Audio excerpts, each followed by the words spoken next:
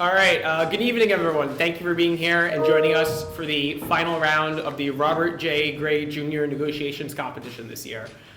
We are thrilled to see so many people here to support and cheer on our finalists, and you guys are in for an incredible 2 rounds of negotiating, so we definitely hope you're going to enjoy it. One announcement we want to make at the beginning, obviously if you have a cell phone in the room, please make sure that's off so it does not disrupt the competitors. If you are on Zoom, please make sure you're on mute so we are not hearing you during the rounds, because obviously we want to make sure our competitors have the best possible environment. This year's negotiation competition has been awesome, right from the beginning all the way through to tonight. We had 47 teams and 94 competitors this year. That was more than double the year before. And each and every one of you brought your all to this competition. I see a lot of people here tonight who competed, and we're just really thankful for all of your hard work and dedication in this competition. That's what really makes it work. We cannot wait to see you guys in a few years when you get outside W&L, putting these negotiating skills to good use in the real world, because no matter what you want to do as an attorney, negotiating is going to be a crucial part of that. We also hope that you will participate in our other competitions. We have 4 other competitions, and we know a lot of you will be participating in Davis. We know that you're hard at work on your briefs, and we can't wait to read those and see your oral arguments soon, to be involved in moot court competitions here. There are a lot of people who have made tonight in this competition possible, and I'm gonna, bear with me. We're gonna try to cover everyone. The first one is, again, people who compete. Again, without the competitors, we wouldn't have much of a moot court program here, but we have a lot of really good competitors willing to work and do the best they possibly can, and we want to thank everyone who participated in this year's negotiation competition. We want to thank everyone who helped in timekeepers. We had a lot of 1Ls involved. We've got a couple of timekeepers here tonight for both these rounds, and we want to thank them for really making this run seamlessly. I want to thank all the judges who have traveled here to the final round. Grant's going to introduce our final round judges here in a little bit. We were very grateful for their time. I want to thank the administration, Dean Wilson and Dean Mason, who have been really supportive of this competition from the get-go. I want to thank Wendy Rains, who really just saves the moot court board on like a daily basis and has been instrumental to this competition. Peter Jetton, who's here, he's helping record and take photographs to make sure that we have a good recording and remembrance of this incredible night. Nicole Miller and everyone in catering services has been awesome. They put the spread out up front, and they've been awesome working with us. Linda Hoffman Facilities helps us with the room and get everything ready. We were very thankful for them. Everyone at the Copy Center helped make these amazing programs that you guys see, and please do take a program on your way out. Everyone at Classroom Technology and Alicia Shires have helped make sure that this is technologically the best it possibly can be. I want to thank Erica Ingersoll, and then everyone who has helped guest judge along the way, so lots of people on the moot court board, everyone behind the scenes. But above all, I want to thank 2 people who have just poured their heart and soul into this competition over the past few months. Not only have you seen them judging, hours and hours and hours around, but they really helped make 4 amazing prompts, and they've just been instrumental in making this night possible. So please join me in welcoming our competition chairs, Grant Mclaren and Christina Fallon.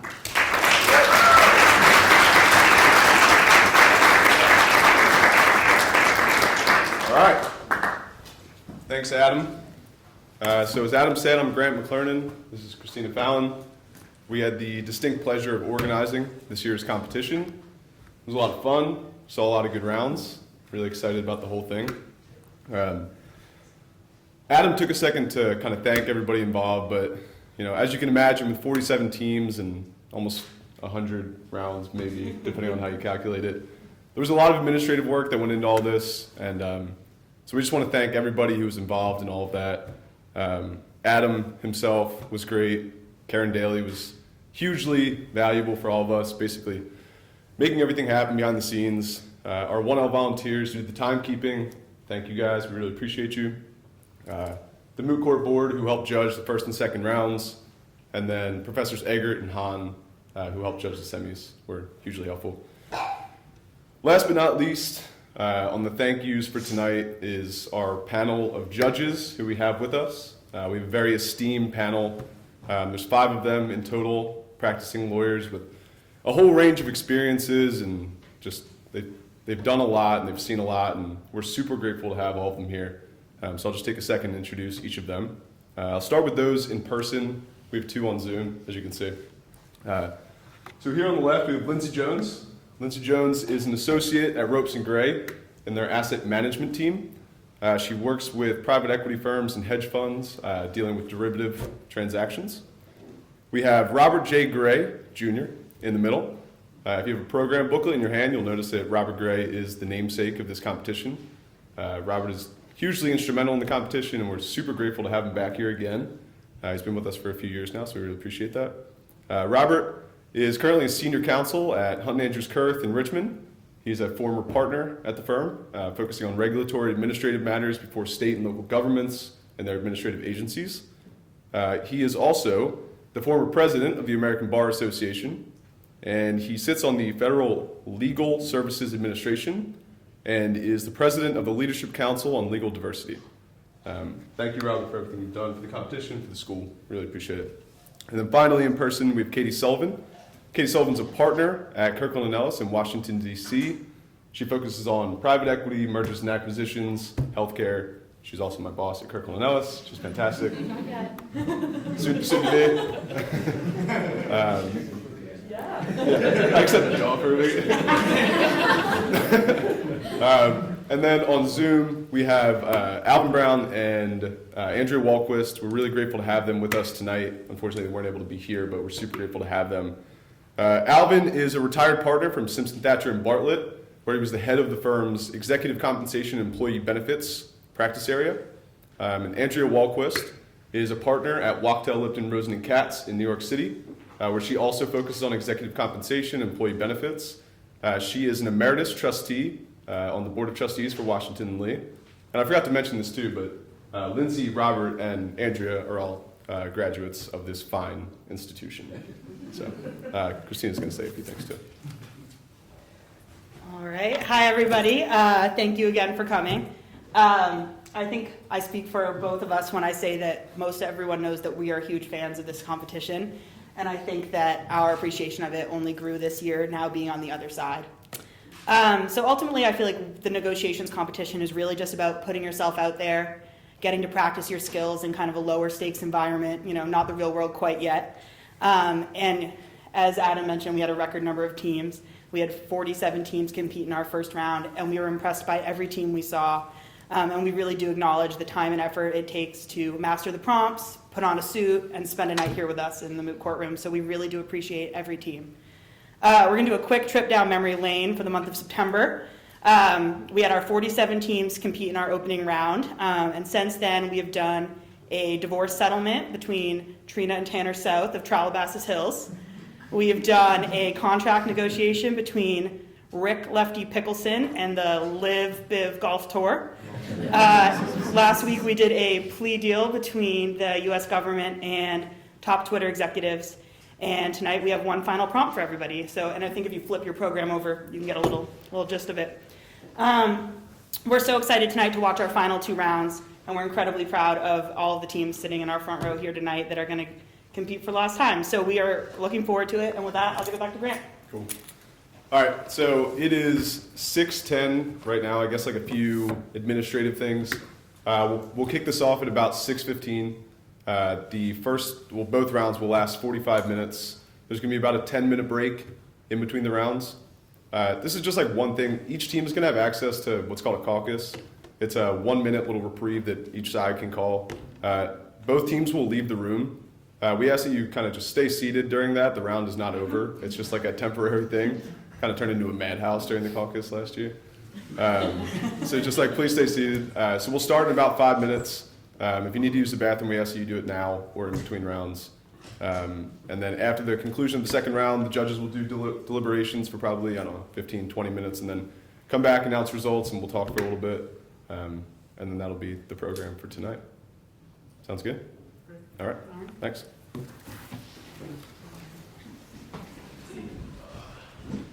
Hi guys. Hello. I'm Colleen.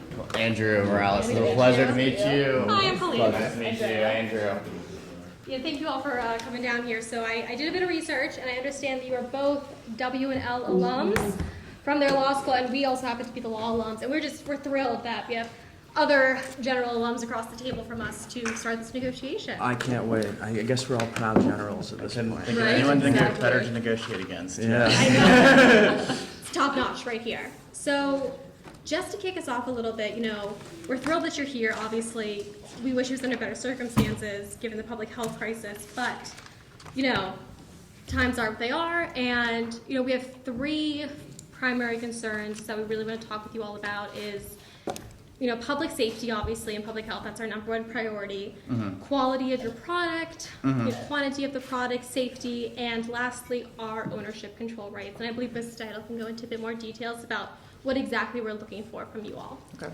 Yeah, thank you so much for that introduction. So I think the agency mission statement probably encapsulates what we're looking for here today better than anything else, which is to enhance public health by ensuring timely access to safe, quality, FDA-regulated products.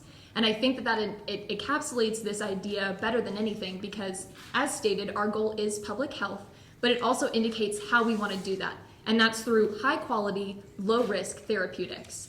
And those 2 categories are extremely important to us. So in terms of high quality, we want to have FDA approval, and we want to make sure that the equipment used in producing those products is also high quality as well.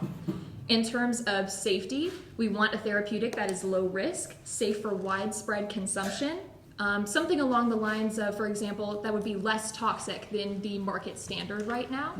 And then in terms of ownership rights, the U.S. is looking to do something along the lines of an exclusive right and access to any product. We would need exclusivity in that. And then also the flexibility to waive patent rights as well. So given some of those constraints, we would love to know a little bit more about the features of your product and how it might fit better into our strategy to help the American people. Sure. So, first we want to echo basically your willingness to do a deal. We're here because everybody is confronted with this incredible crisis. Think about, 95% of American staple crops, 80% of the world's global staple crops. This could be a famine that we haven't seen since the Neolithic era, right? And I think we're slightly more advanced than cavemen, so we don't want to live like them. And in any case, I think it boils down to a very basic question. Are we ready to save the world? And I think we are. We know that Enzo are. And I believe that you guys are. So I think we can definitely make a deal. And I think my co-counsel, Mr. Morales, can give you a deeper idea of the product that we have. Fantastic. To that end of saving the world, we've been quite impressed with the preliminary results of our product that we are hoping the federal government will be interested in buying. It has the capacity to function as both a sword and a shield. And what I mean by that is that it can be applied to a crop before the disease spreads to the soil, and it will actually prevent the disease from, encapsulating or, encroaching on the plant matter. Be that as it may, even if it was to be treated after the onset of the illness, it also works too as a remedy to prevent any further harm to the crops. And it also has a long-standing effect. So once a soil is treated with our product, the protection will remain for a long period of time. So we won't have to worry about subsequent waves of root rot coming and infecting agrarian crops. Precisely. And I think the best part is that it is in line with our CEO's vision of blending old Eastern ingredients with new Western techniques, and that it is made from all natural organic ingredients. It poses a less environmental cost usually than other potential competitors, and it is very much less toxic than an artificially produced drug would be. And we think those will be advantageous to clearing through the FDA process, and it speaks to its safety as well. That's fantastic to hear. I'd really love to learn a little bit more about what this Eastern and Western mixing might look like. And also when it comes forward to FDA approval, and what might that look like going forward as well? Yeah, so the blending of the Eastern and Western, it's Eastern ingredients with Western techniques, Western modern science. The blend is proprietary, of course, but what is important to know is that it's made from all organic, natural ingredients, and it's minimally invasive in that it doesn't harm other things as much as competitors would. And all of our preliminary data backs up these conclusions. So it's something that despite I'm sure every drug company that you guys have spoken to before is basically telling you the same thing. We're in a crisis. We need to develop as quickly as possible, and they only have preliminary data just like we do. But from all the preliminary data that we have available to us, not only is it not toxic, not only is it something that can be treated across the board, en masse in the United States, but it also might help allay Congress's fears about mass antibiotic treatment. in the United States, which we completely get because, again, going back to why Enzo was created. It was created to create sustainable solutions to help global health problems that we have. And so, I'm sorry, Mr. Morales, I heard that when you were talking about your product, you said that it's usually less toxic than on the market currently. And so do you mind, when you say usually, I obviously understand that you are on the preliminary stages. When you say usually, do you have a percentage about that? Are you fairly confident that it is less toxic than our current antibiotics on the market? In most cases, it would be. Okay. I said usually just to in the event that some other product comes to market that we don't know about, that actually beats us out. But like as it stands right now, it is less toxic. Usually, it was just the qualification to obviate any sort of hyperbole. Yeah. You know, on our part. I mean to be precise with you Yeah. guys and not to lead you on. So yes. Of course. Yeah. Your product sounds fantastic. I'd like to circle back just previously to something I asked earlier, which is, this sounds like something that we could absolutely collaborate on. How soon would we be able to give this to the American people? So if we're going to talk about timeline, I mean, we've already established kind of the profile of our product, and we are both well familiar with the situation in the United States. From our understanding, we're afraid of root rot hitting the United States within the next 6 months to a year. Mm-hmm. In that instance, we believe we can easily get a product to you, full production and everything included, within 15 months. Now, if the government needs an expedited process, we can also talk about that. But we are certain that within 15 months we'd be able to get whatever production volume that you guys would need to you in time. And get full clinical testing, full FDA approval, so that we guarantee safety. Everything that comes with that. We know that you guys want something that has a high level of efficacy. That's what we're here for. We wouldn't be here talking to you or trying to make a deal over a product that we didn't really believe was a fantastic solution to the problems that are about to hit us. Yeah, of course. So I'm hearing you say 15 months. And so when you say 15 months, does that mean 15 months it'll be available to the public, or 15 months that means full distribution to these crops? We would be able to produce and sell it, turn it over to the United States government for distribution to any sort of farmland, whether it's in the United States or whatever else you guys want to use it for, within 15 months. Okay. Yeah. This is assuming that this is the normal FDA approval process that we're following. And so, I know you said it's a normal FDA approval process. Have you all been in contact at all with getting FDA approved quite yet, or where are you in that process? So we're still in the preliminary process of testing and doing the clinical testing. Usually with FDA products, there's multiple phases. Usually goes to phase 3. Before phase 3, it's very difficult to figure out whether it's going to be authorized in the first place.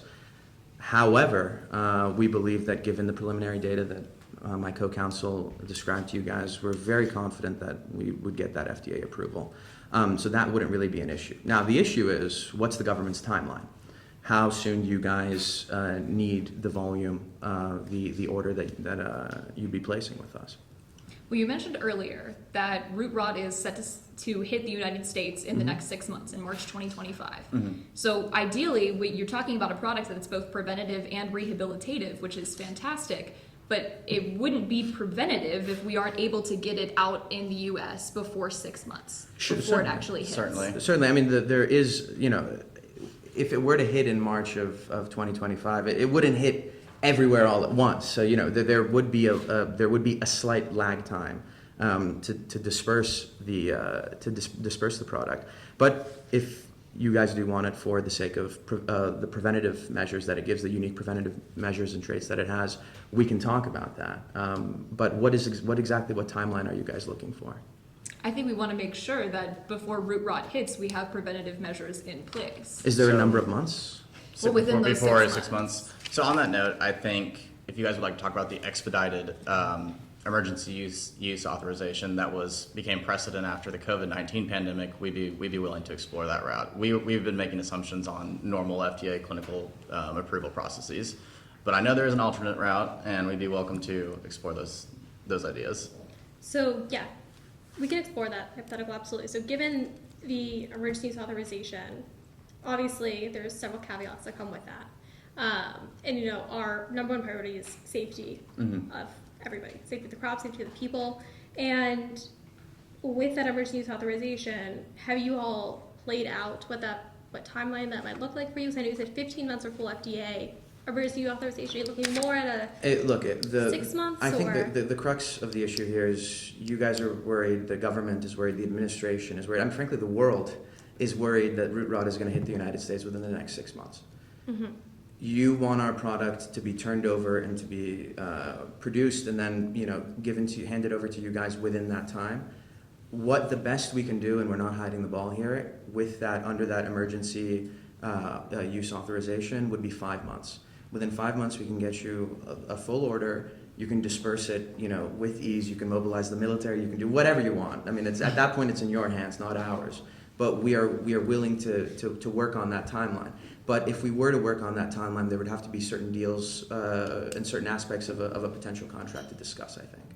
Could I inquire into why exactly is there such a difference in time between the FDA approval and the EUA approval? Well, It has everything to do with the standards and requirements set by your administration, actually. It's just, there's so many hoops to jump through when you go through the full length phase 1, phase 2, phase 4 before it hits market, whereas emergency use authorization drastically cuts down on the red tape that's attached to the process. And again, this is very much within precedent, with the COVID-19 pandemic, Operation Warp Speed, everything that I'm sure we're all very familiar with. The whole idea was we need to cut some red tape. We need to expedite this process so that people don't suffer, people don't die, people don't get ill. It's well within precedent. We're not asking for anything that's new and novel and dangerous. But if the United States government needs our product within that 6 month timeline, we could do it in 5 months, but under that emergency use authorization and with a certain stipulation or two. Yes. And do you mind clarifying what those stipulations might look like? I think. Yeah, if we were to get the product to you guys in 5 months, we would need some sort of indemnification clause for liability that could result from coming to market early, and indemnification from breach of other financial commitments that we may have. Yeah. Because if we were to go under this emergency use authorization, it would basically present an opportunity cost for Enzo. We would have to turn away our production of other contracts that we've already executed or contracts that we're close to executing in order to prioritize the United States government. We're all patriots at Enzo. We want to do the best for you, but at the end of the day, that indemnification clause is necessary if we want to get the emergency use authorization process going. And so, I understand that obviously you are a business at the end of the day. And well, frankly, I mean, we work in the FDA, so we're big fans of the government. And, we think that contracting with the government is a special and unique privilege. And given that, emergency authorization, Mm-hmm. as you said, has a lot of, cutting the red tape about it. And we also want to balance the safety. We don't want to put things out there. We don't want to have another vaccine faux pas with Johnson & Johnson. Certainly, I think Enzo and the government are on the same page about safety.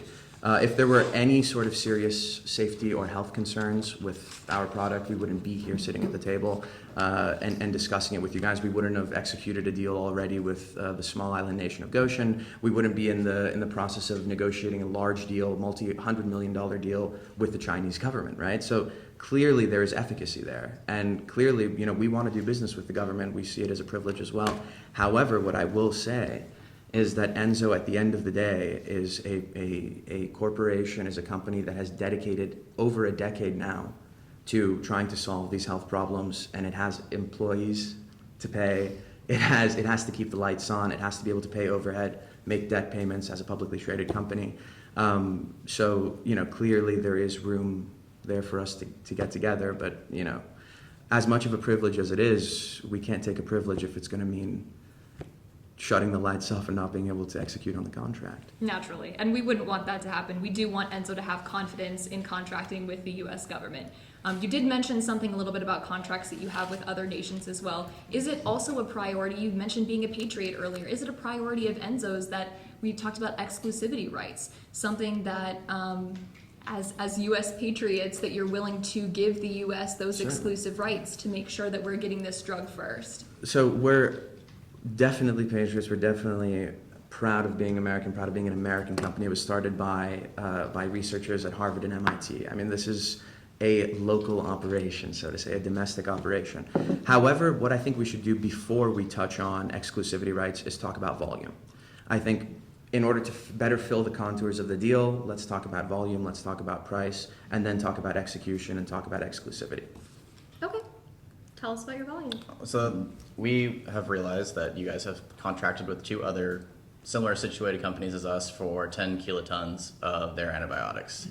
For us, that is the floor of the amount of volume we'd be willing to sell to you guys. If you guys want to talk about more than that, we're welcome to explore those options, but we think the opportunity cost does not justify our business unless it's for at least 10 kilotons. And how much do you think your 10 kilotons are worth per kiloton? Per kiloton? So the total price would be 2.5 billion for 10 kilotons, meaning that it would be approximately 250 million per kiloton. What do you say? My mental math is Yeah. kind of slow. I was a lawyer. We also not brought a- a calculator because we are also not good at math. So Yeah, please. Thank God my parents put me in Kumon. I got my calculator right here. Law school, right? So we can all just agree on the numbers. Okay, so 250 million per kiloton is For 10 kilotons.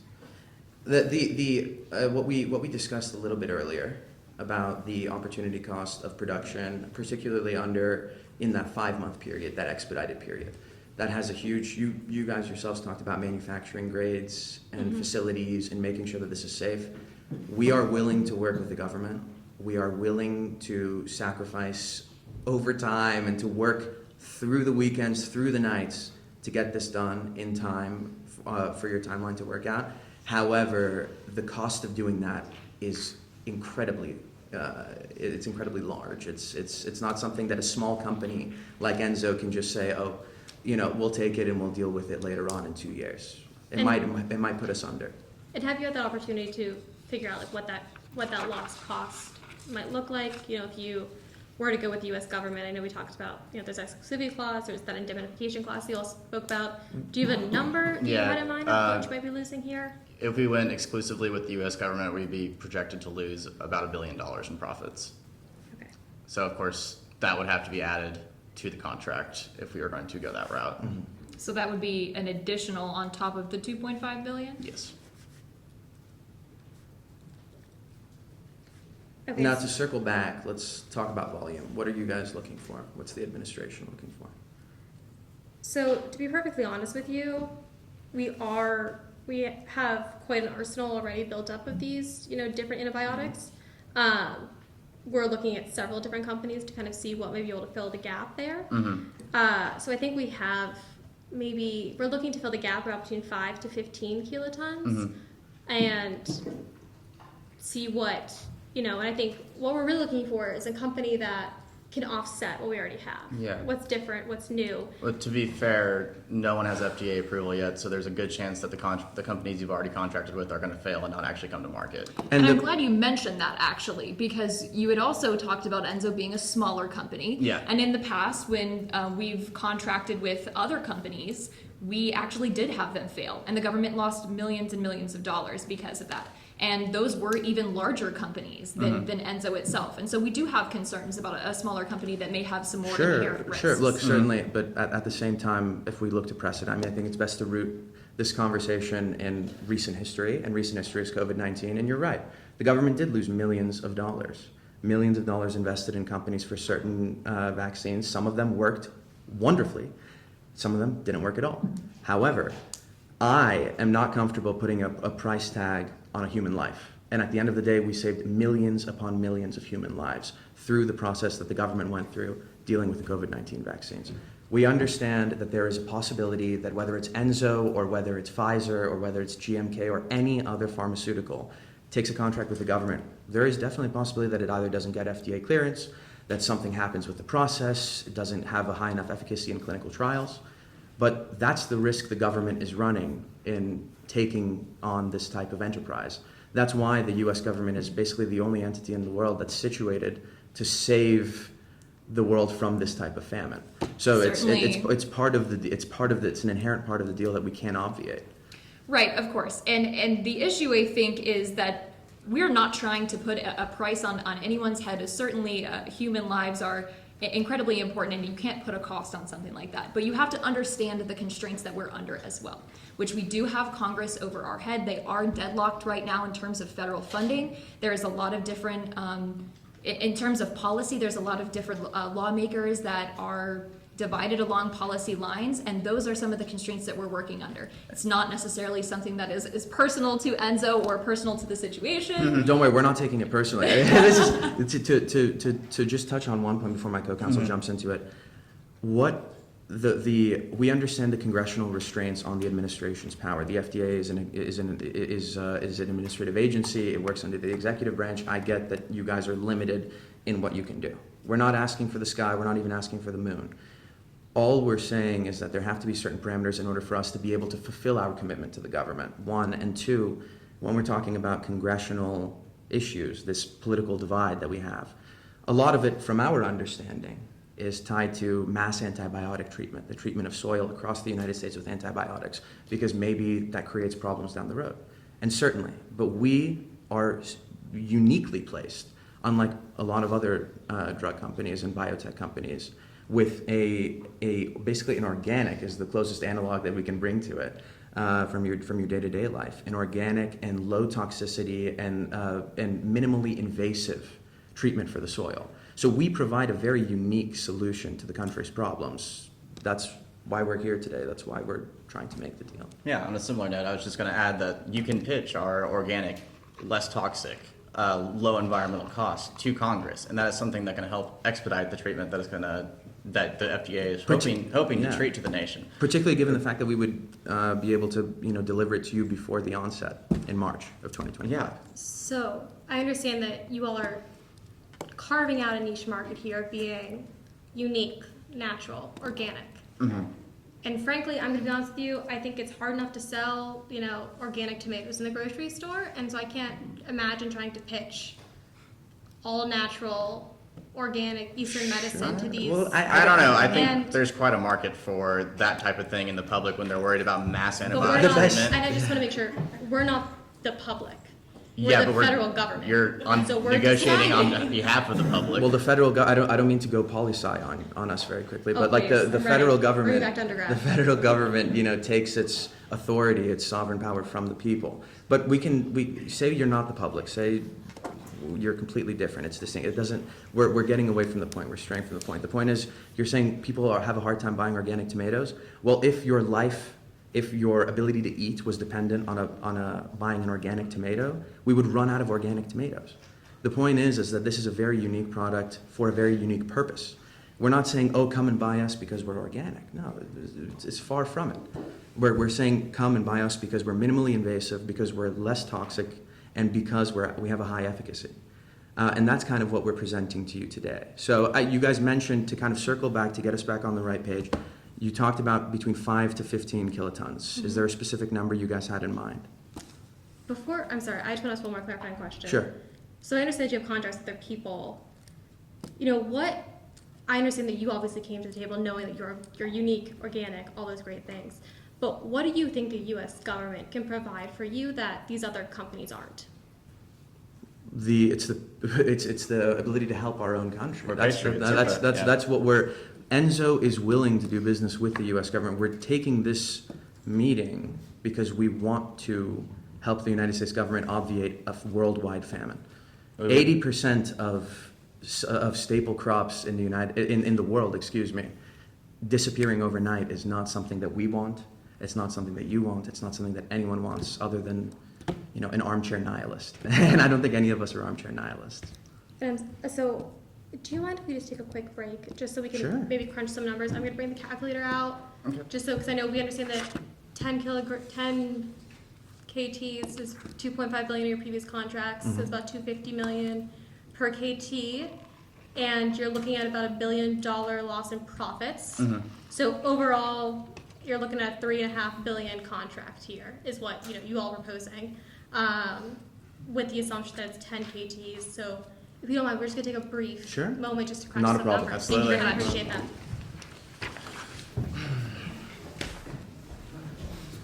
Thank you all, I really appreciate your patience on this. Not a Absolutely. problem. Seems like a great time too. It's getting a little heated. Yeah, sure. So I know we crunched some numbers, Mm-hmm.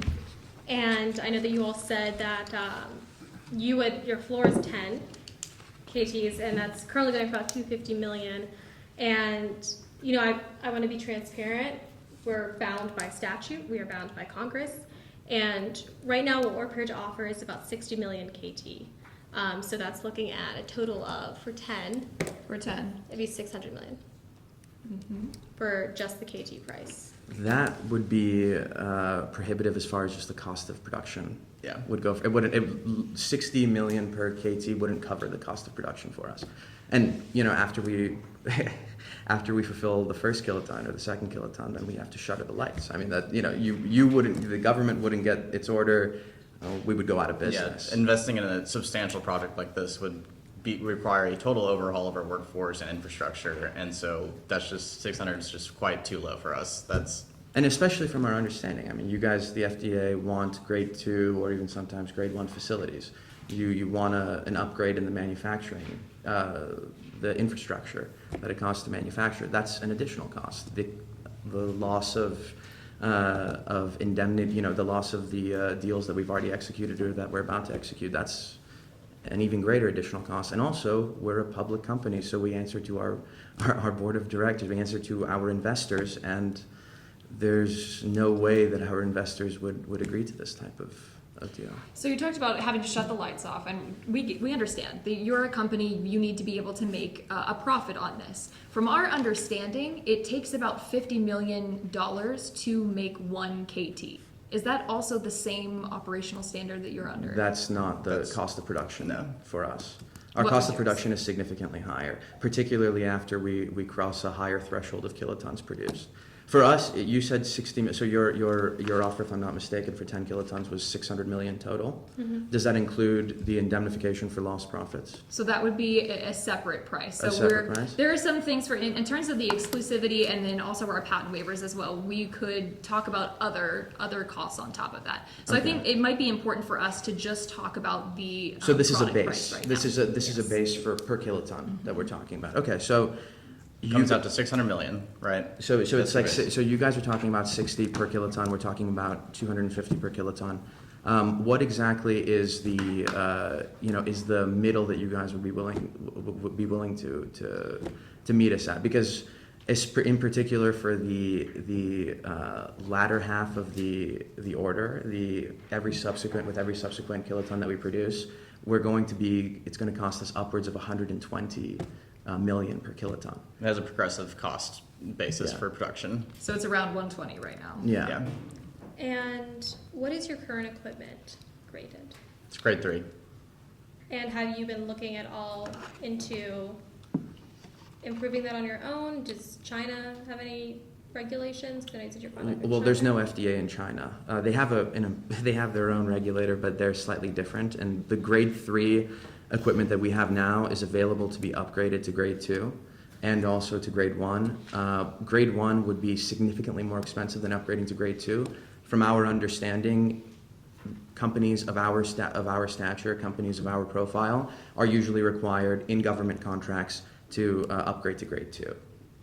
So it's grade 2 with FDA full Right. approval. And for emergency use authorization, we are going to require grade 1.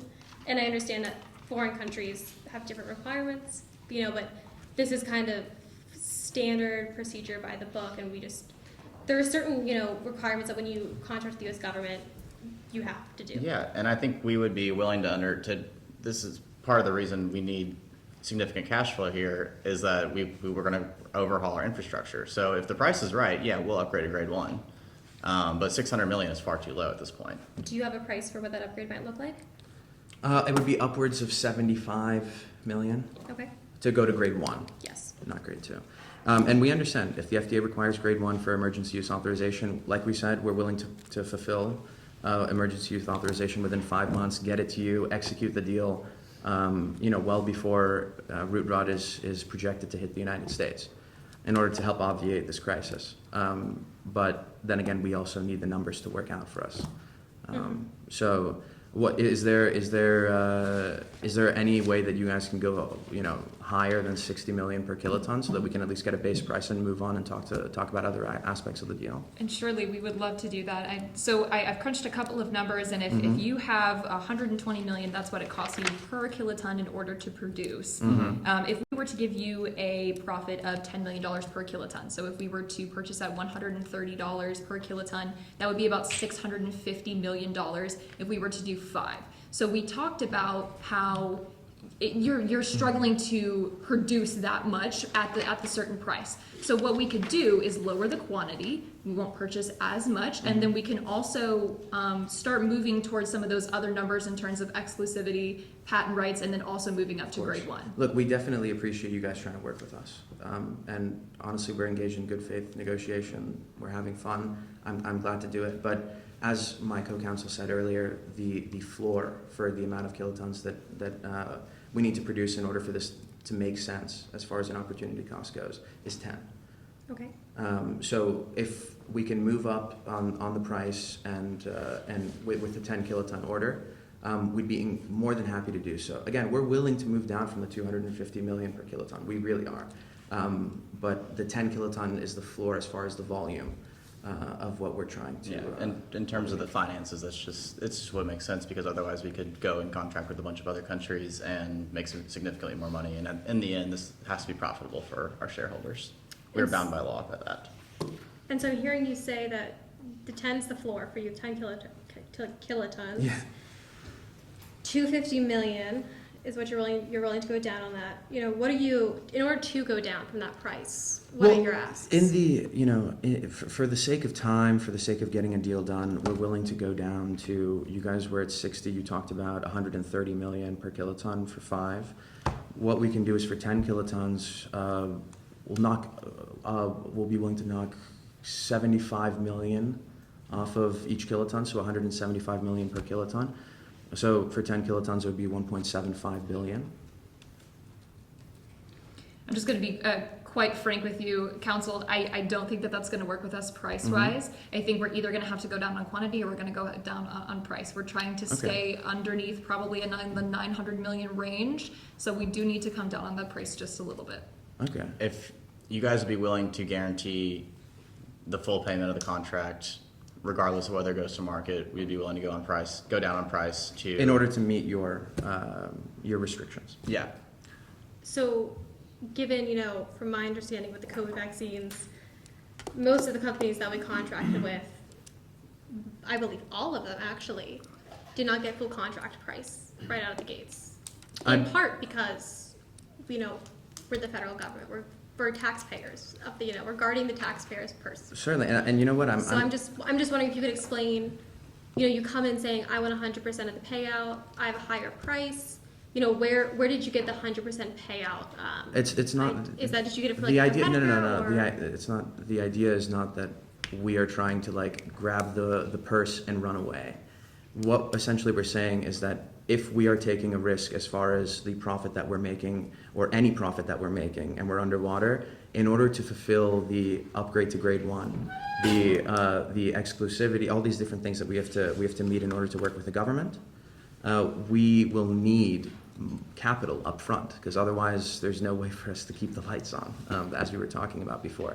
If the government is willing, and by the way, I know with COVID-19, some of the payments that were made, the lump sum payments that were made to these corporations like Moderna and Pfizer, was substantial in the billions of dollars up front. And okay, if it wasn't fully guaranteed, then we can move slightly away from that. But we need the lump sum in order to just execute the contract, in order to get you guys the product that you need.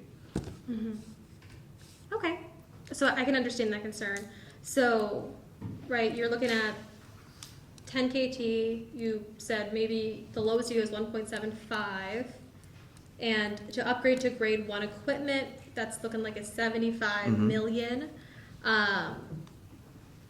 upfront cost right there. And I don't know what the math is. Would that be? I had mentioned earlier that at 175 at the 10 KT, that's just not a number that we're going to be able to do. So we either need to go down on quantity or we need to go down on price. What is something that you would be willing to work with us on? So you guys would be your highest was what, 60 million? You said 60 million per kiloton? We could potentially go up to 62, 63. Okay, I mean, again, that's going to be, it's almost half of what the production costs for us. We are willing, in particular, just to get the deal done, just to help the United States, we're willing to go down on price. But I think what we're going to go for is 110 million per kiloton. For the 10 kilotons, and that would be 1.1 billion, and with at the very least a significant part of the payment guaranteed. That 1.1 would, have to be for sure guaranteed though. That'd have to be, no conditional payments, just for finance's sake. And I also think that would just set a horrible precedent for negotiating with the federal government, in lieu of a, globally catastrophic, pandemic we're facing here. Mm-hmm. Certainly, and like I said earlier, we don't want companies to lose confidence in working with the U.S. government. We do just have operational constraints that we're working under. You had mentioned earlier that some of the concerns that lawmakers had was the widespread antibiotic use, but it's also just unchecked federal funding. And that's something that we saw a lot in COVID, and it's something that lawmakers are really cracking down on right now. And we only have a certain amount of funds that we're working with here, but we are more than happy to try to move around this range as much as possible. Of course, look, again, as my co-counsel and I have said multiple times, we are willing to work with you. We're trying to work with you, but we're not working within a vacuum. We have operational costs that we need to fulfill in order to make these to make this product, to fabricate the product and distribute it to you guys. And also, frankly, the United States government, the current administration, which is obviously in charge of the FDA, has a general election in November in 2 months. And if the United States government doesn't have efficacious projections or timelines to work under, they face the I guess the menace of being knocked out of office, and everybody's out. Everybody's out. And the president, as you know, ran on bolstering public health measures. I think cutting spending in times of crisis, when we're about to face an unprecedented famine, unbeknownst to our time, would send a very bad message, and especially if our winner went and contracted with China, and China was now the global leader in producing a global response to this kind of issue. Precisely. So again, we're willing to go down on price. We've already gone down significantly. We've gone down over half. And if the government's only willing to go up 2 or 3 million, I mean, there's literally nowhere for us to meet.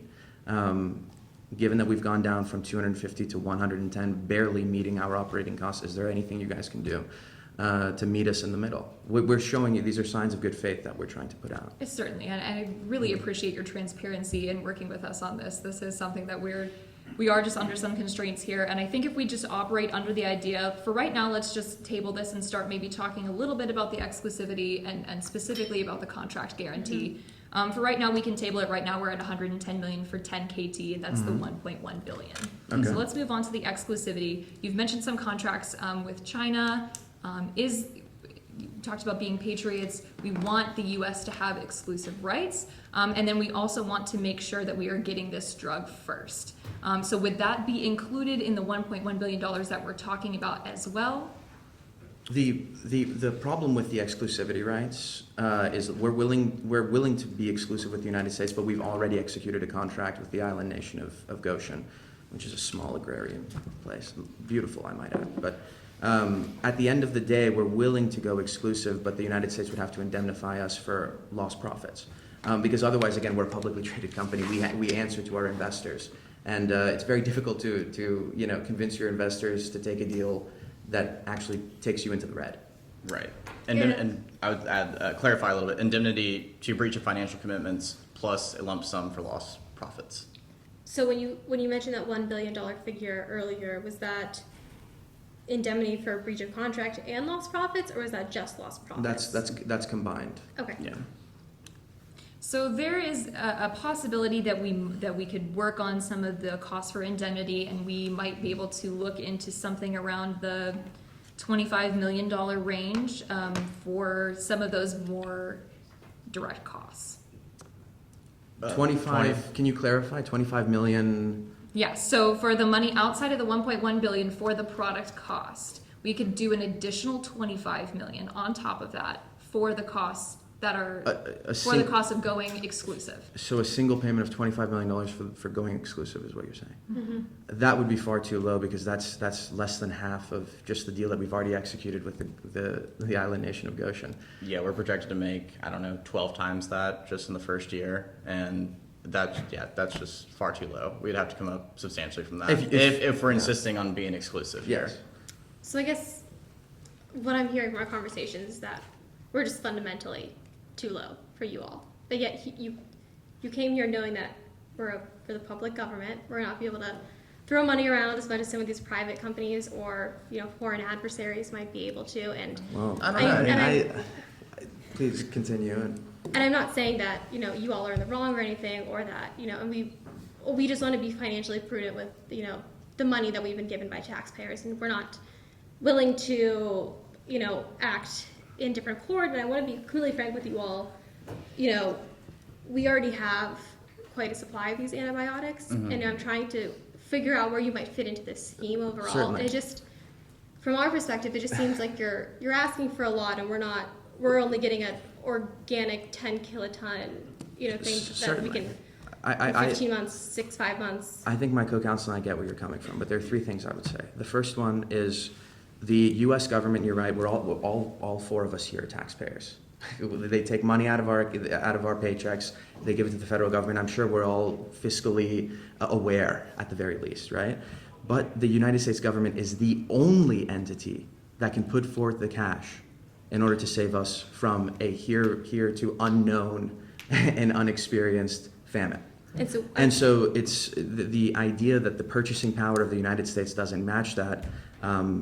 It doesn't really match up with historical precedent as far as COVID-19, and doesn't match up with literally just our production costs. We're not asking for the moon here. We're asking simply to keep the lights on. And in terms of the uniqueness of the product that you're not worried about, we have preventative as well as treatment, less environmental costs, and less toxic. Those are all Which key directly, factors. by the way, addresses the problems that Congress has with this type of mass antibiotic usage. So if you were to engage in a contract with us, the administration could turn around, go to Congress and say, we're willing to treat the nation with this type of minimally invasive product. And you could see this administration getting a deal through Congress before the general election in November in 2 months. The whole idea is we're trying to work with you, trying to be productive, but we can't do it if it means chopping off our own legs. A stump of a company is of no use to the federal government, and frankly, it's of no use to our investors. And so I do see that we're running close on time here, and so we all obviously really appreciate you coming in, and we understand that your asks are. I know we've ranged from the 3.5 billion contracts that you currently have out, that you were asking for initially. We've gone down to 1.1 billion, for with significant additions of another billion for that lost profit. Given the fact that we are close on time, I maybe would like to table our conversation for another time, and we can head back to our favorite place, Congress, and see if we're able to get some more wiggle room in there. Maybe change some statutes. I'm not sure. I'm not sure you'll need any change of statutes. See, I appreciate your faith. Just We a have change, all you need bottomless- is a change in argument. That's all a change in argument. It's And all how you you know, frame it. Pitch us to Congress and we'll make you whole. Yeah. I love that. I'll go in there tomorrow. Put us in front of the cameras. We're willing. I appreciate that. Thank Yes.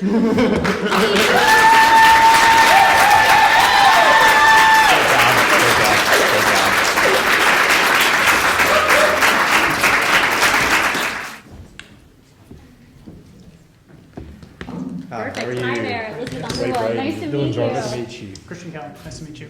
I'll just reach across. There we My go. arms are long. Yeah, mine aren't. So. Christian Cowan, nice to meet you. Great, Yeah. we're really excited to meet with you guys No, tonight. absolutely. There has been a long and illustrious history of private-public partnership and the benefit of technology, from the polio vaccine to the internet to Operation Warp Speed, and we are very excited to be part of this endeavor. That the administration has said they are going to spare no efforts to bring Rockbridge root walk to heal, and we are excited again to be part of that process. Yep, absolutely. Fantastic. I completely agree.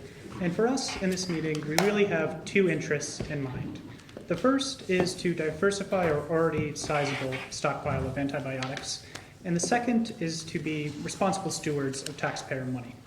For the first, as you know, we're 6 months away from the root rot disease infecting the American heartland. And with that, it has the potential to wipe out 95% of American corn, potatoes, and wheat. So obviously we want to avoid some sort of catastrophe, and to combat that, we have already amassed a very impressive stockpile of antibiotics. At the same time, we're definitely looking forward to expanding that stockpile and diversifying it, hopefully through a deal with you guys tonight. Secondly, as I said, in terms of being stewards of American taxpayer money, whenever we're contracting for the federal government, it is incumbent upon us to be very responsible. And so we are going to have to be prudent and cost-effective with everything we negotiate. So you mentioned just this big opportunity, but do you have any specific interests that you want to take out? We had a bit of a timeline in mind ourselves. We thought first we were very excited to tell you about this unique product of which we think can be such service in helping bring both the Rockbridge rot to heal, but also in helping you diversify your stockpile and making an even more robust response to this dilemma. But we first wanted to talk a bit about the product itself. Absolutely, Move on yeah. to talking about the time frame and quantity of to be delivered, and then move on to price itself in terms of compensation, Yep. and then finally move on to a bit of miscellaneous concerns. If Great. that's Yeah, serviceable that for you. roughly aligns with what we have planned out for tonight. So we'd really love to hear about your product. We were very impressed with your work during the AIDS pandemic, so we're really interested to hear what you guys have to offer tonight. Well, thank you very much. And, I think we can really help you meet both of your goals to diversify and to do it in a way that's responsible and fair to the American taxpayer. You've already discussed the stakes of this crisis. Yep. And, we are facing apocalyptic terms of crop failure. And our product is, I think, unique in the sense that our philosophy and our founders' ideology has made this product fully naturally occurring. Every ingredient used in this antibiotic is naturally occurring, and that has the result of making this product certainly less toxic than other drugs that are manufactured with artificially produced ingredients. And so in terms of diversifying your stockpile, I think this is crucial. This, of course, is something that the American people care about. This is something that will help prevent the next pandemic. And so that is a very, very crucial aspect. The next is that Enzo Pharmaceuticals' product here, this antibiotic, works as both a shield and a sword against root rot. And so the product can be sprayed on farms as soon as it's produced and before root rot takes hold. And so this will prevent root rot from actually getting into the American heartland, which is, of course, I think everybody's priority. Of course, yeah. It also works as a sword for those areas that have already been affected in removing the root rot. And from to the compound it, preliminary trials demonstrate that it has a long-lasting effect. That's Great. right. And I just want to say, in terms of diversifying our stockpile, given the current strengths of our stockpile, something we're really looking forward to in a new drug would be something that has both rehabilitative and preventative measures. So that really seems like a great fit for us and your product. Yeah, and this is a product that is really of the highest quality. This is not a product that was mass-produced, with the sole goal of making a profit. This was really driven by the philosophy of Enzo Pharmaceuticals and our CEO, Mr. Wassel, with the goal of preventing this massive impact that we're looking at. It's robust in effect, and it's novel in conception. Fantastic. And before we get any further, there is something that we need to discuss. We aren't sure if you're aware yet of the microplastic binding agent issue. Are you aware of this? Perhaps you've heard of it, but we could certainly please you. It seems like you're better informed than we are. Sure. So what's going on right now is that Congress is sort of at a little bit of a struggle right now and having funding. So we have some different issues right now in Congress. The first issue being some people are worried about spending too much federal funding, right? What's new? The second would be that people are concerned, in particular, that you mentioned the American heartland. Well, lawmakers there are worried about putting antibiotics on their field naturally. So a lot of these people would prefer it if the product did not have the microplastic binding agent because quite frankly, people see issue with it. Now, the FDA and the Department of Agriculture, we have all found that there is no health issue with the microplastic binding agent. However, it's become a little bit of a political issue, and so it's not really for sure. So in order to ease political tensions, we would really appreciate it or really prefer it really, if your product had a minimal amount of this or none of this at all. So you said it was a natural product. We assume it does not have this in it? That's right. We are That's proud to fantastic. tell you that every ingredient in this product is naturally occurring. All of Great. it. Okay. Fantastic. Yeah. And that was really from the conception of the whole company. And so I think we're really proud to work with you on this, because it's not just something that will help us, it's something that will really help the American people. And not just for funding, but much like the vaccine itself, this will work best when it's applied universally and widely. And as a product that helps ameliorate that specific concerns, we are very proud of having created. Great. And as you probably know, Congress is kind of deadlocked over that real issue. And so perhaps if we can bring this product to market, that could unlock more funding from Congress and we can continue on our relationship in the future. Absolutely. Yep. Great. So we've alluded to this, but given the strengths of our current stockpile, there's sort of three key features that we're looking for in terms of diversifying that stockpile. The first is that we're looking for a product that is materially less harmful than market-strand antibiotics. The second is a product that can likely secure FDA approval within 6 months. And the third is something that has preventative and rehabilitative characteristics, which you've already alluded to. You mentioned that your product is less harmful than other drugs. Do you know if it's specifically less harmful than other antibiotics specifically? Clinical testing has not gotten to that stage just yet. Okay. But we really do anticipate that it will be. And we do know it is certainly less toxic. Yep.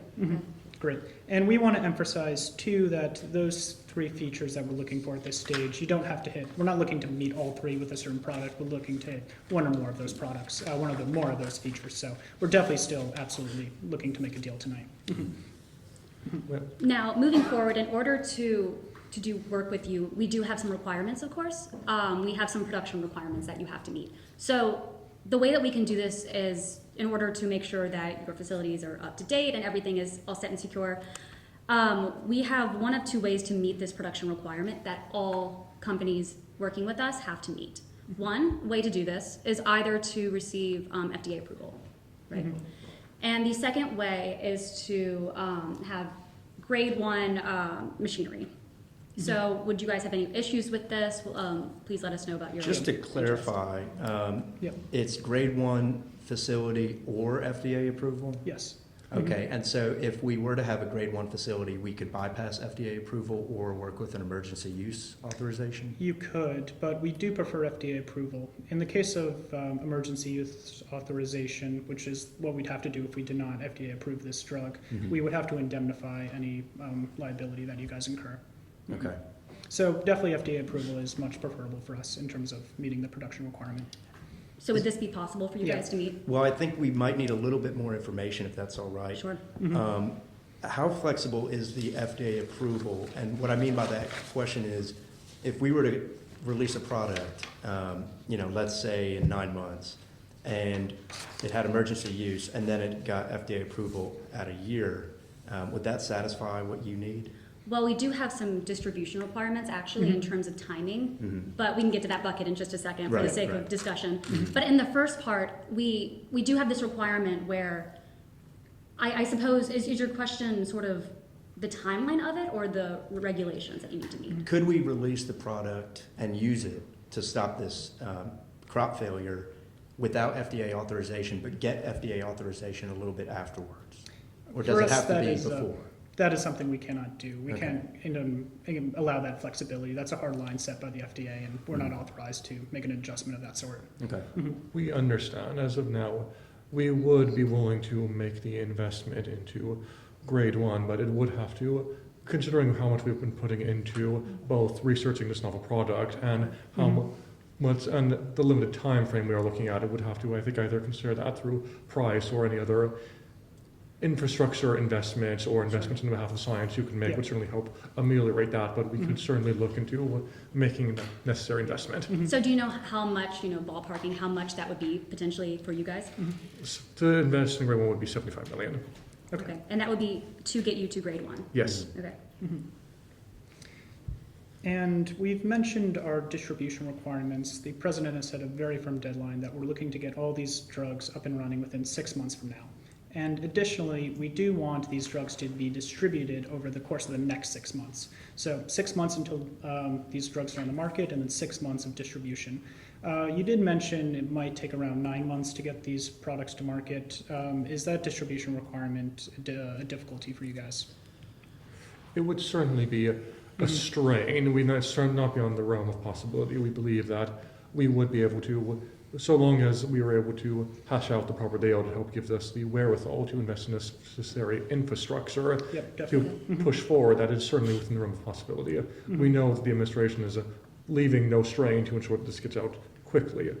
Absolutely. And might I inquire, oh, I'm so sorry. So it is within the realm of possibility, so we'll need to hear a bit more about the details of how we can organize that. Great. Absolutely. And might I inquire, is there something that is causing hesitation to meet the 6-month requirement? Is it? It's just, we are very impressed with the product, but we are somewhat nervous about the process of it due to its novelty. So we would prefer, of course, a longer downtime to test it, prep it, and make sure it's going to be able to fully live up to all the expectations we are certain will be able to live up to. But we understand, unfortunately, time is of the essence, and we need to do everything to move forward as swiftly as possible. So we think we can accommodate that, but it is going to certainly put a strain on our end. Okay, you did mention you guys have some trepidation over the effectiveness of this drug, and that you don't know if it's quite living up to the expectations. No, that we you have had. no trepidation about the product itself. We have trepidation about pushing it forward at such an accelerated rate. It is a very novel drug and part of a very novel process, very different from the other in composition and effect from some of the other drugs you've seen. We are certain that it will be able to live up to its expectations. It's just trying to bring it all to market within 6 months is, of course, you understand the struggle. Great, yeah. Would Thanks this, for the clarification. and would this affect the inner workings of your product? Would it still be all natural, the same product, if it was accelerated? We're not going to compromise on Okay. the quality of our product, Fantastic. no matter the time frame. Thank you. Okay, great. So, But perhaps before, as we talk about time frame, perhaps we could also talk about quantity. You were saying within that Yes. time frame that might, depending on that might give us more flexibility on how we're able to produce and facilitate this. So we know you've reached previous deals for 10 kilotons. Do you have any particular amount in mind, and what's the timetable of that amount, of those amounts? Yep, great. So as a whole, we're not sure if you know this, but we have amassed 150 kiloton in antibiotics in our stockpile. We're looking to increase that by around 3 to 10%, so that's 5 to 15 kiloton. You mentioned 10 kiloton as a quantity you guys would be interested in. I think that's definitely on the table for us and something we'd like to definitely Right. retain as a deal. Yeah, that's the baseline we've heard that you've agreed with some other companies of our size. I think we could certainly qualify 5 to 15, depending on the delivery schedule and time frame involved. And Great. so moving on with that, perhaps we could deliver 5 kilotons within the first 6 months and 5 kilotons after that in the next cycle. well, one of our requirements right now is that we need to be able to have it ready for distribution within the first 6 months. And within that, right after, in between the 12-month period, in between the 6 and 12 months, we need to be able to deliver that. I don't think that we can sort of halt it in order, we have to understand, the root rot disease is coming. It will be here in 6 months. We don't have the time to wait for additional. So we really have to keep up with the American people's needs and really serve them as quickly as we can. So this is of the essence and very urgent. And that scale up is definitely something we could accommodate in the price of our purchase. Yes. All right, that is duly noted, and yes, that will help us both. The scale up and continued production will help us both give us the wherewithal to carry on with production and carry on with the necessary research to ensure this project is the best it can possibly be. Absolutely. And just to clarify, so you said that you wanted to maybe push 5 kilotons later. Within the first 6 months, what can you guys deliver? We can deliver up to 15 kilotons within the first 6 months.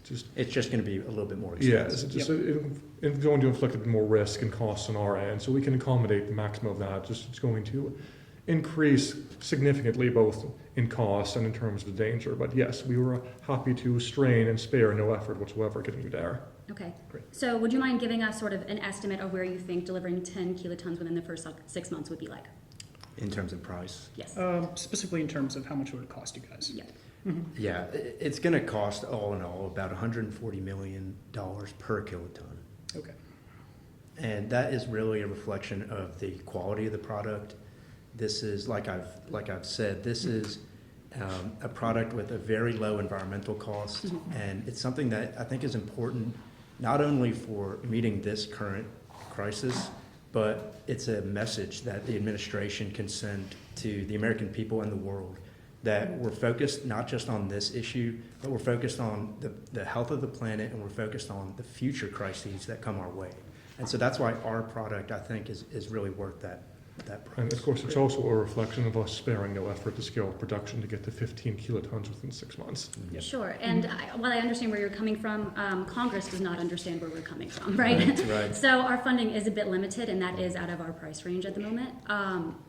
We would look at maybe lowering that amount. Definitely. Would you be considering, if it was, say, 7 to 8 kilotons, would it still be 140 million per kiloton, or would that number change? We can certainly change it for 5 kilotons. It's going to, perhaps we could split the price somewhat. We could personally maybe do 100 million for the first 5 kilotons, and this would be, I think, really straining us, but 130 million for the next 2 or 3. Yep. Okay, great. And in terms of production for you guys, we will admit this is a really costly product that you guys are presenting us. For instance, many of your competitors, it takes them around 50 million per kiloton to produce their drugs. So is there some sort of reason in your production that explains why this drug just costs so much more to produce? Well, we've rather already went through that. It is entirely novel, being made not from the classic synthetic materials, but being made from natural materials. And the fact that since we're the vanguard of using this natural process, there's not a lot of establishments as there is to support the more synthetic product. It's that, and the fact that our drug is composed a bit differently, giving it both preventative and restorative qualities that go into that price range. We think over the long term, as we were able to scale up production and as we meet next, that we might be able to negotiate down a bit more. But as we stand now, and with our ability to deliver the quantities you need, that's simply the reality we face. Great. Okay. So is there any room for movement on these numbers? I mean, there is perhaps room for very limited movement, and we could perhaps, if you're able to change the composition of the package, if there's other ways you might be able to help fund our endeavors, we could certainly negotiate it then. But we are already for that reaching very near the absolute bottom price we can give you on that. I understand. I was just curious because we had discussed giving you 75 million potentially for grade 1 approval. We haven't decided on that quite yet, but just bundling that all together and sort of giving a nice overview, that is where we are discussing right now. Yes. And we can't just, give all the American taxpayers money. How would that look, to us? So we do have to consider how this looks, and we have to consider the funding that we have available. Certainly. So, I mean, we both greatly appreciate your frugality on behalf of the American taxpayer. I think it also behooves us to know that we also serve the American people, and we're talking about a cure that could save billions, if not tens of billions of dollars. Now is not a time to be fighting over pennies when we are at the risk of seeing $2,800 bills burn up before us. Yeah. I definitely do hear your concern, but I will emphasize that we have already amassed 150 kiloton in antibiotic that we're very happy about. You've mentioned that it seems that scaling up the production is really like the key cost factor for you guys. And you've mentioned it'll be easier to hit, obviously, a lower amount of antibiotic in comparison to a higher amount of antibiotic. In terms of, say, a package for 3 kiloton, do you think you would still have to go in the 100 million cost range for that? If we only delivered 3 total. And I I do even think for that we would be able to downscale it quite a bit, but we would still need a package within at least 280 million to 300 million. Okay. And I would emphasize, while 3 kiloton might be a little smaller, and we'd still have to procure more kiloton ourselves, with 3 kiloton, if your product is as great as you guys say it is, and we really hope that it is, and we definitely want to get the best product to the American farmers and agriculture in general. We've mentioned that we're kind of deadlocked in Congress over the plastic microbinding agent, and we do think, even if it is 3 kiloton, if you can really show that this product is the real McCoy, that could potentially unlock more funding from Congress, and we can have another one of these deals potentially in the future. Yes, I think we understand. We know we came prepared to both negotiate a larger deal or a smaller deal, depending on the need. So we can certainly work within those confines. Great. Fantastic.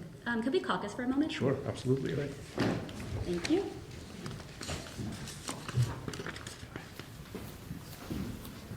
Thank you so much for your patience. Of course. We understand that you are working under severe financial constraints, but we do think that our product would be, even as a tester, with at least 5 kilotons. And perhaps there are other ways we can make arrangements and make a package that's compelling to both our interest and your interest. As we know, this product might seem to be more expensive, but we think it's, and are quite certain it's going to be worth every bit its value. Sure, and for the sake of, saving time in this negotiation, we would like to offer you a deal.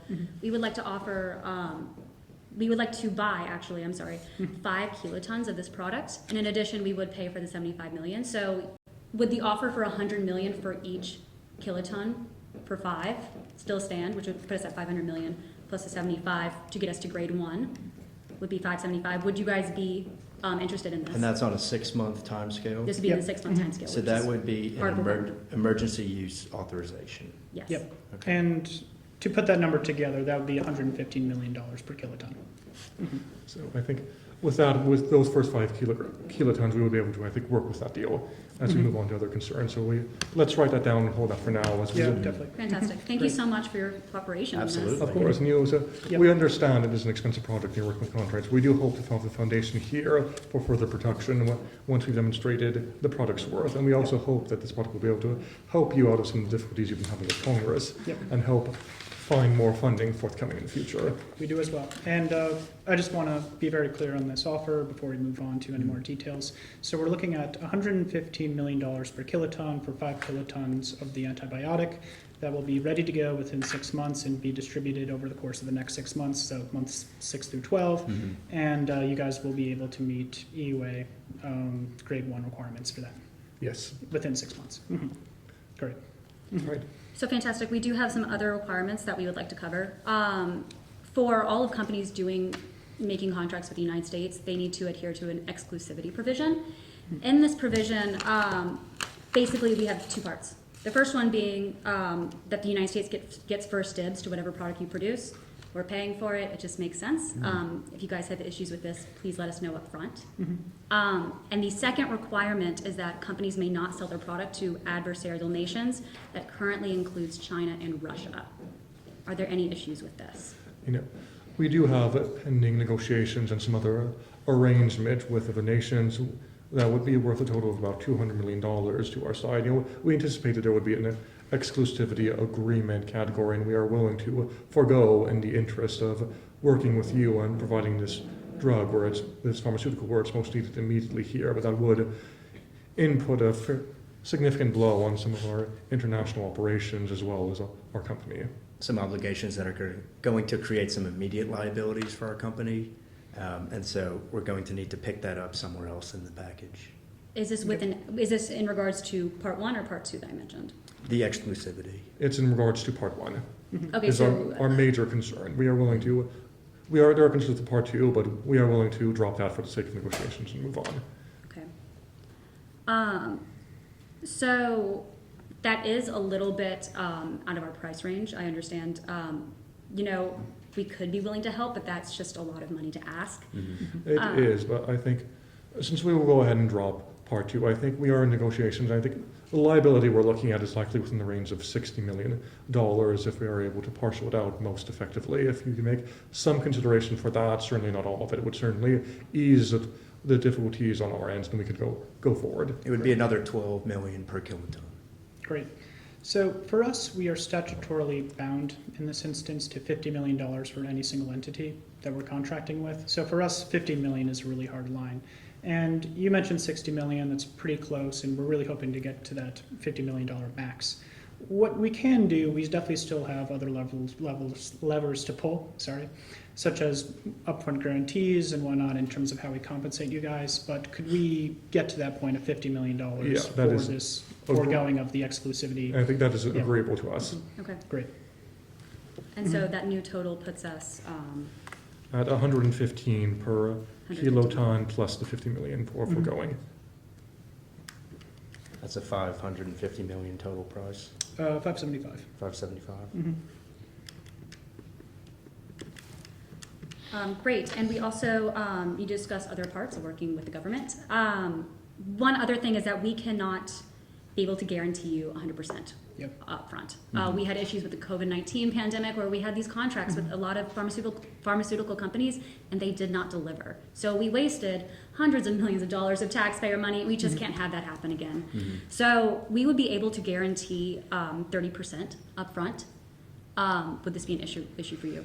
You know, we understand the dilemma you face. You want to be good stewards of taxpayer money, but we think in these circumstances, one also has to be good stewards of America's scientific endeavor and infrastructure, and willing to not let pennies get in the way of downside, get in the way of dollars of upside. We think we see your dilemma, but considering how much effort we're going to put in getting this product out very rapidly and scaling up production of these natural resources, we would really ask, can you do 50% perhaps? I'm afraid we could not do 50%, and unfortunately, we're working with not just pennies, but hundreds of millions of dollars, and the American people are watching. We just can't do that right now, but we are willing to work with you and come a little bit closer. Is there any way you could do 40%? That would be a strain. As you said, it is hundreds of millions of dollars of taxpayer, but in the grand scheme of things, we're working with billions of tens of billions of dollars of potential loss, as well as all the opportunity our product can provide to Congress. Let's not lose the forest for the trees. We think, could you come down to 45? Unfortunately, that is out of our power. That is a hard parameter that's been set for us. 40% is the top, I'm afraid. Yep. We hope you guys understand. If that's the case, in the interest of moving this deal forward, we will be able to accept that, but perhaps we could be able to make this up in other ways and continue to consider this as we go down the line. So 40% could work, just to clarify? 40% guarantee. It would be, if that is all you can go, it would be That's it. It would be a tough blow to our company, but we understand the limitations you want to operate under. And thank you for being so understanding. We understand. So we hope you appreciate our understanding as we move forward with this deal. Great.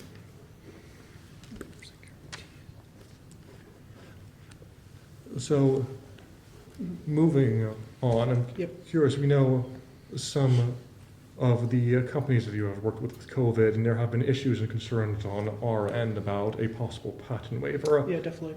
Would that be a requirement of negotiating with you, or would we be able to preserve the patent in the midst of these negotiations, and what is the government's position on that? Yes, definitely. So our position is that you probably heard recently about the WTO's waiver of the COVID vaccines for every single different patent. That was very frustrating to us, and that is something as a sovereign nation we want to retain. Our position is that we want to reserve the right to have a patent waiver by at some point at the end of 2025. And so, as you know, it's September 2024, and with our time scale of 6 months and 6 months from now, that gets us to September 2025. And so we're still going to be able to distribute this product and go through this entire deal without tapping into that patent waiver. And we understand that that patent waiver is quite close considering the novelty of this product and all we're investing to it. Would we be able to receive either any compensation for that time scale, or would you be able to move that patent waiver back another year?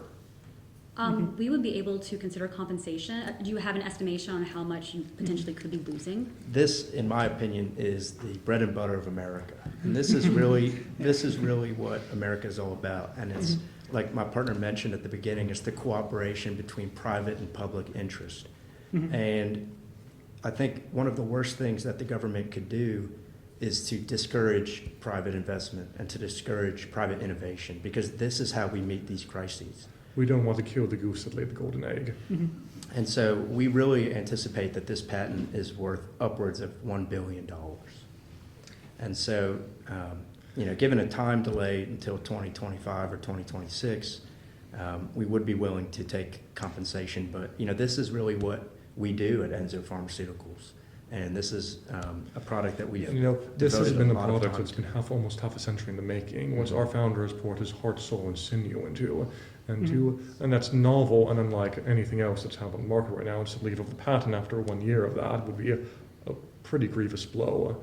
We understand the circumstances, but we would anticipate fair compensation if that's going to have to be the case. And we understand, but we also have to understand how this looks to American people and American voters, and giving so much money to a pharmaceutical company. I mean, we understand how the American people might view that, right? Well, so we are not just any pharmaceutical. We also understand how the American people and American investors might view empty shelves. Absolutely. Absolutely. So is there any way you guys could come down from that $1 billion? I think we could. Okay. I think a fair price, you would like the patent after 2025? Yep, absolutely. And we'd like to emphasize too that that sort of cuts both ways.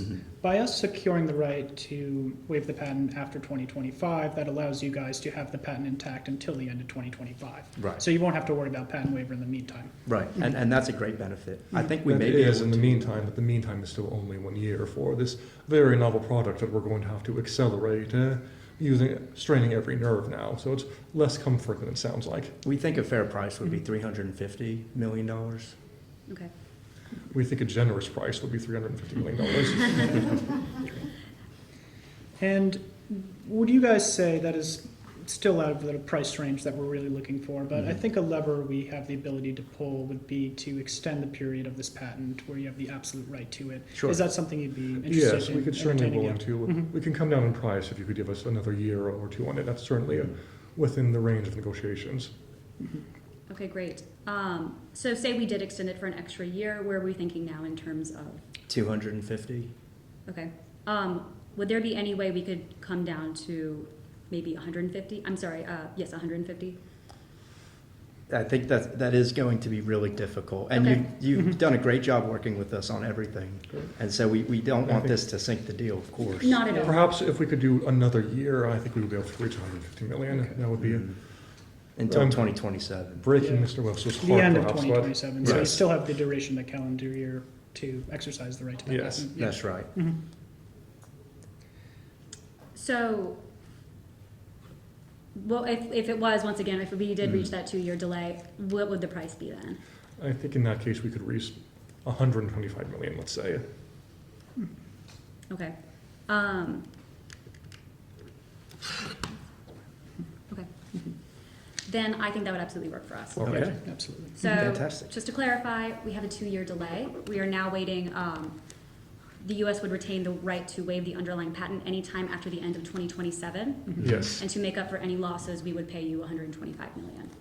I think that would Are work we in out. agreement there? Yeah, I think that would work I out. believe we are, yes. Okay, great, thank you. Okay, so I just want to run through these numbers again before we move on to anything. Right. Yep. So we are looking to purchase 5 kiloton of your product at $115 million per kiloton. That gets us to $575 million, and we will agree to the additional $50 million in order to help you guys get into the grade 1 requirements. Then when you add on the $125 million on top of that for the patent waiver extension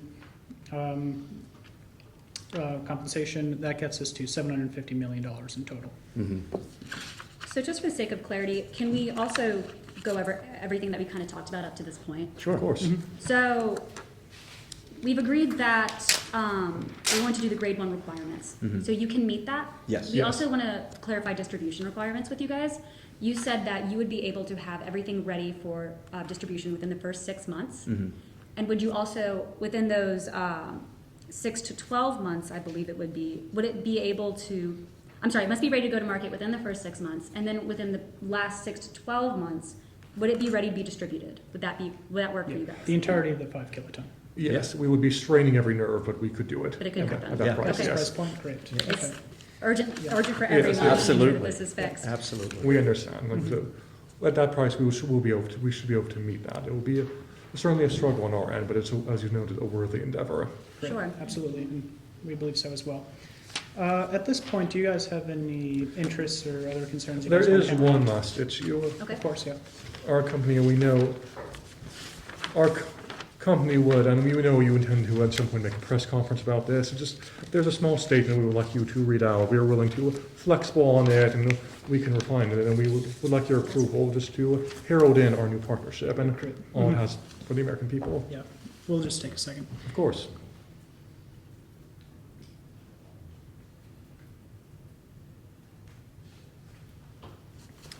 Just a moment, please.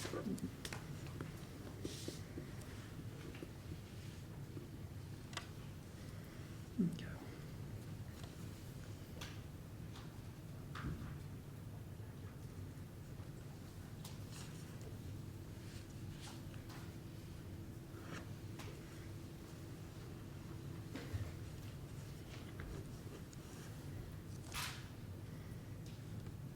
So we really like what we see so far.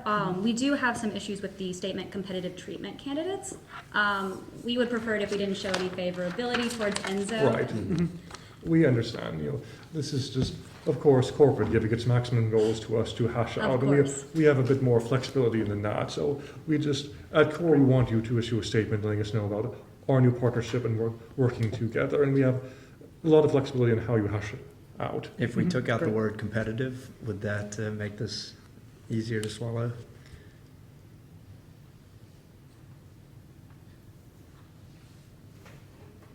Well, it's almost, the word candidate almost sounds like we haven't accepted many others. Like it sounds like they're sort of Yeah. in that waiting period. Is there any way we could switch it to another word? Partners, perhaps? Alongside our many other treatment partners. Well, I'll tell you what we're thinking right now. We don't want to show favoritism to any Sure. Right. sort of, company. So we want to make sure we're keeping it equal alongside everyone. Well, how about this? Would you be willing to list our name first as part of a new endeavor and then list out, and here are including our other corporate partners in this matter and listing out the other companies? That way, we're simply listing us first because of the novelty and the latest agreement, and you're listing out all of the other partners. So it's a universal announcement. Would that be serviceable? I think that would kind of push in the other direction. We're really not looking for any sort of comparison. We don't really want to say you guys are up against these guys or you guys are on the same playing field. We're trying to just Right. express that we're really happy to be working with you Right. guys, but We're excited to announce our new Yeah. partnership with Well, Enzo. Would that be yeah. workable? I think this whole clause can go. yeah, I Um, think that's really from the, We expect that Enzo's product will strengthen America's response and ensure the long-term viability of American democracy and our critical food supply.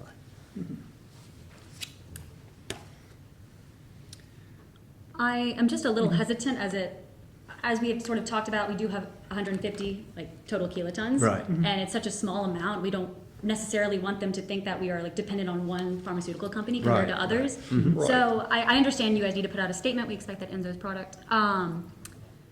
Would you be comfortable, does Enzo's products basically need to go first always? Is that, No, it's just we want, for this one announcement as introducing our partnership, we do just want some degree of signaling that we're part of the fold.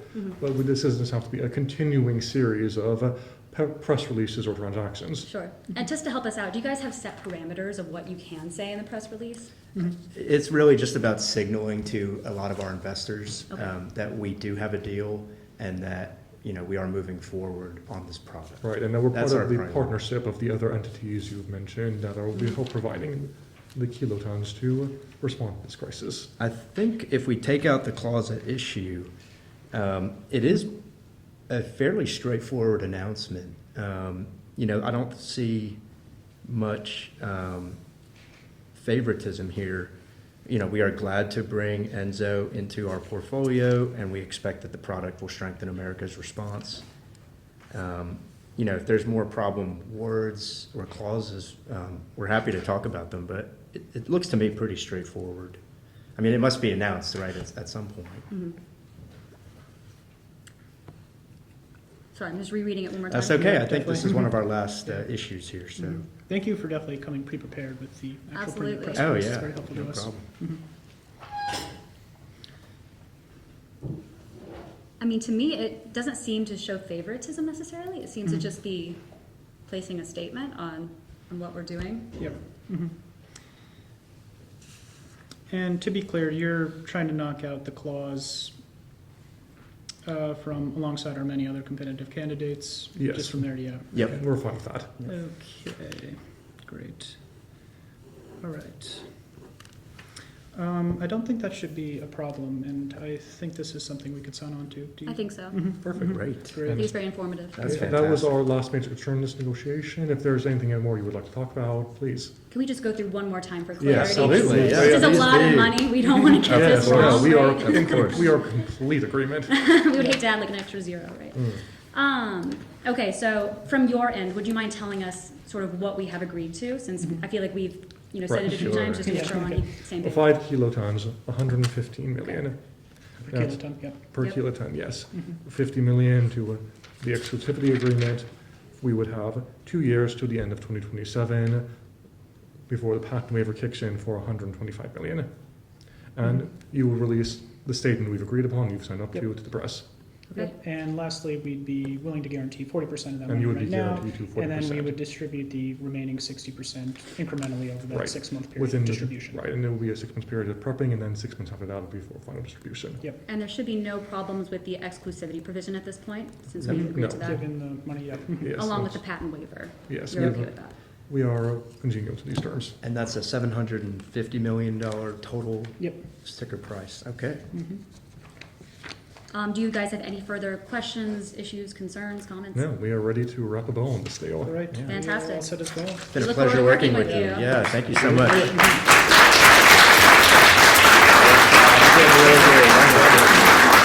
Really good job.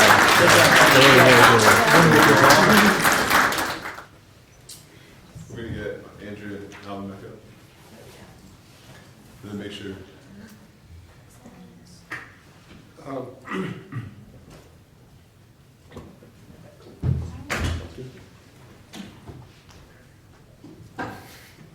Y'all good. That was, I don't know how many years I've been doing this, but it was four of the most compelling presentations I think we've heard in a while. This was a little bit splitting hairs and nuance to get to who was actually the best team, but you should all be very proud of what you've done. Your preparation was over the top.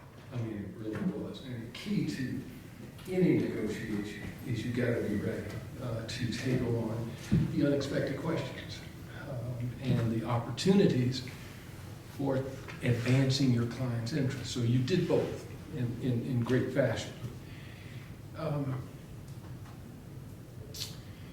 I think the other thing that's important is how you operate as a team. And you could tell all of you had practiced with each other to a point where you had a sense who was on verse when a particular item came up or a comment was raised. And that's important because as natural as you can make the situation feel, the more likely it is people let down their defenses to begin to trust you. If you are too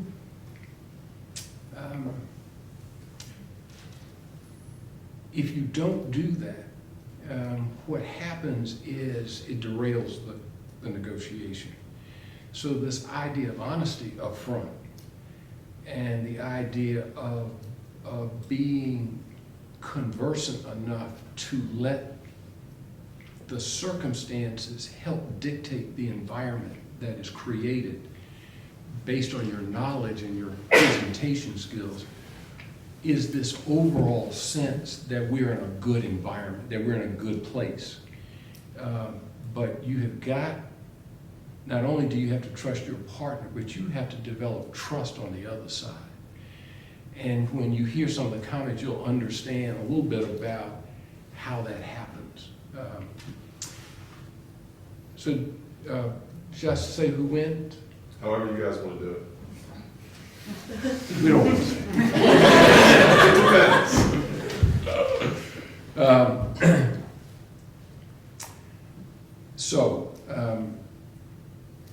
Lindsay is going to take the winner.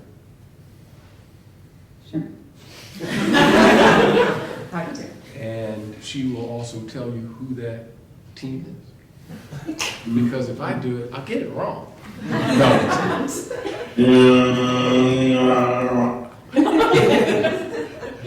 Alan, I got it.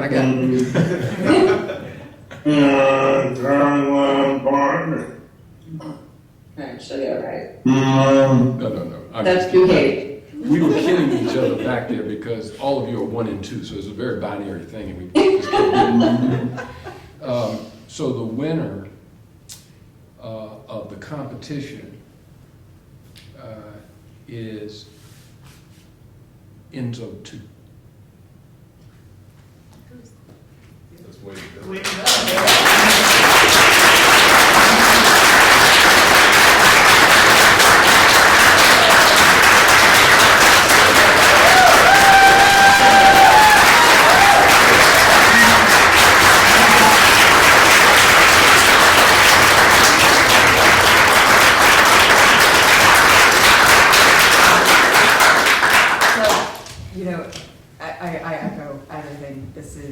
all did a wonderful job, learning your facts, learning how to work with everything. I, was particularly impressed, frankly, with both of you. You had your demeanor, how natural you were working with each other, talking to the other side, coming to an agreement, hearing them when they say this is just something we can't do, great, we're gonna take that, this is, and Dylan, how you kept saying, okay, I see your limitation. I see what you cannot do. Let's figure out how to get here. Let's see how we make this work for us. And just the way you collaborated and worked together, I thought was very impressive. I was impressed with your tone. I was really impressed with how reasonable you were. I was also very impressed with all of your numbers. And I thought you guys you did a really, really great job of just, taking what you could get, making the best deal you possibly could, and understanding what you were there for. I thought it was very impressive. Thank you. Thank you. No, thank you. So, number 2 is, surprise, FDA 1.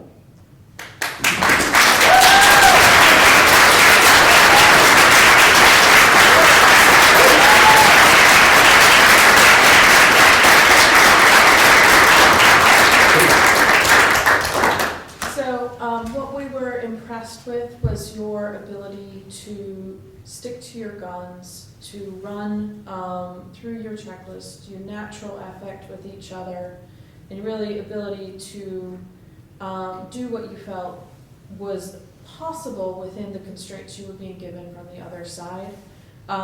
It was a very hard, difficult negotiation. I know you guys didn't get there, but that's okay. It doesn't always happen that way. But we thought you just did a wonderful job in the face of that. Thank you. When you are in the next round of competition, should you get there, because we've got schedules and all kind of crazy things to deal with, but if you get there, I want you to feel very confident that you can do whatever it takes to win. But be natural, be yourself, because that's what got you this win, is that both of you look very much natural, in command, but persuasive at the same time. And that's hard to do on all levels, on a fairly even and consistent basis, but you did that. You did that in spades. And you are going to advance. Just don't try to do more than the circumstances dictate. Own the space that you're in. Use your voice carefully, but forcefully and confidently. When you are unsure about the next move, don't say anything. Look at your partner, because that's who picks up the ball right away for you. And eye contact and body language, you guys did a great job. You know what I'm talking about. Yeah, we depend on each other a lot. But it helps. It really does. Now, what you don't want to do is, and this goes to the issue of self-awareness, is you got to be careful not to talk over people. It is a hard thing to do. We are all trained to speak up, and if you're not heard, you're in trouble. That's the way it works. But you also have to moderate that. And your self-awareness for the winners was very strong. You just sort of intuitively knew what to do next. And that is an intangible trait that will serve you well going forward. Both of the teams that won had great preparation and command of the facts. This is pretty important to build trust in negotiation, and when I say build trust, it's not that the other person caves, is that they have confidence that you are being led in good faith with the facts. And if you do that consistently, the outcome will always be within your grasp. Once you break stride from that and go off the rails, it's hard to get to feel for the other side to be forthcoming, because they're like sitting there waiting for the next bomb to drop on them. So be careful about that. Understand that there is a limit to which you can push people, and then you have to say, okay, that's it. The last thing I'm going to say is this. You make sure you put the last deal on the table if it doesn't work. Let the other side go back and say, we rejected their deal. Not that you rejected the other side's deal. You make sure you have the last word, all right? Y'all did a great job. Congratulations.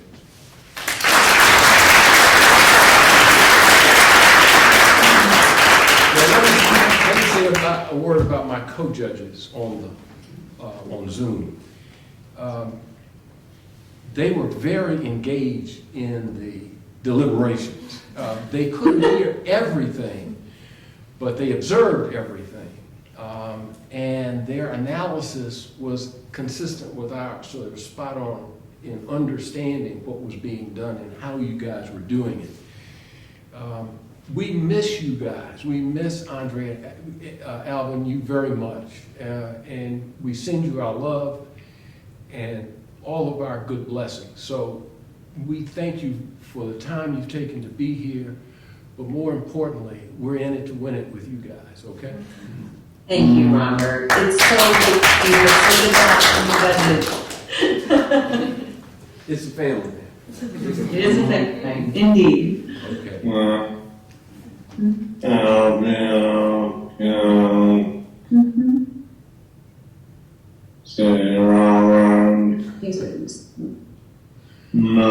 Okay.